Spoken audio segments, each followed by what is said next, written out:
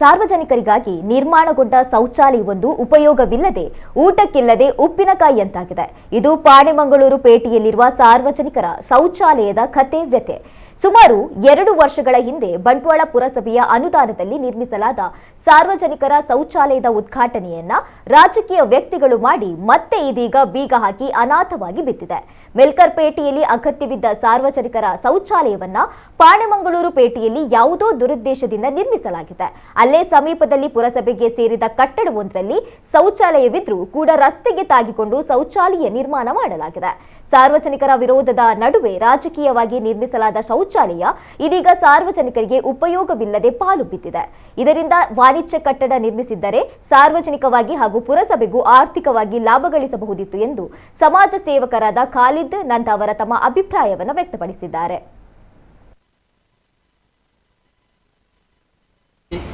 ಕಳೆದ 2 ವರ್ಷ ಇತ್ತು ಒಂದು ಸಾರ್ವಜನಿಕ ಪುರಸಭೆ ಬಂಟ್ವಾಳ ಅಂತ ಮಾಡಿದ್ದಾರೆ. ಇದು ಉದ್ಘಾಟನೆ ಮಾಡಿ 2 ವರ್ಷ ಇತ್ತು. ಇದು ಮಾಡುವಾಗಲೇ ನಾವು ಹೇಳಿದ್ದೀವಿ ಏನೋ ಅಂದರೆ ಇಲ್ಲಿ ಅಗತ್ಯ ಉಂಟಾ, ಪಾಣೆಮಂಗಳೂರು ಸಿಟಿಗೆ ಬಸ್ ಬರ್ತಾ ಇಲ್ಲ, ಸಾರ್ವಜನಿಕರು ಇರೋದು ಕಮ್ಮಿ, ಇದನ್ನು ತಗೊಂಡೋಗಿ ಮೆಲ್ಕಾರಲ್ಲಿ ಹಾಕಿ ಯಾರಿಗಾದರೂ ಸಾರ್ವಜನಿಕರಿಗೆ ಲಾಭ ಆಗ್ತದೆ, ಅಲ್ಲಿ ಶೌಚಾಲಯ ಇಲ್ಲ.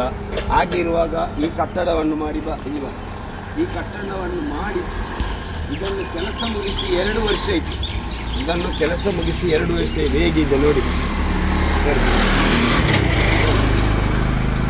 ಈ ಕಟ್ಟಡ ಇಲ್ಲಿ ಅಗತ್ಯವಿತ್ತ ಅಂತ ಪ್ರಶ್ನೆ ಆಗ್ತದೆ. ಇದು ಮಾಡುವಾಗಲೇ ಪುರಸಭೆ ಅಧಿಕಾರಿಗಳಿಗೆ ನಾವು ಹೇಳಿದ್ದೀವಿ ಇದು ಇಲ್ಲಿ ಅಗತ್ಯವಿಲ್ಲ ಅಂತ. ಮೊದಲೇ ಇಲ್ಲಿ ಶೌಚಾಲಯ ಉಂಟು ನೋಡಿ, ಹಿಂದೆ ಕಡೆ ಒಂದು ಸ್ಮಾರ್ಗಿಟ್ ಉಂಟು, ಇಲ್ಲಿ ಬನ್ನಿ.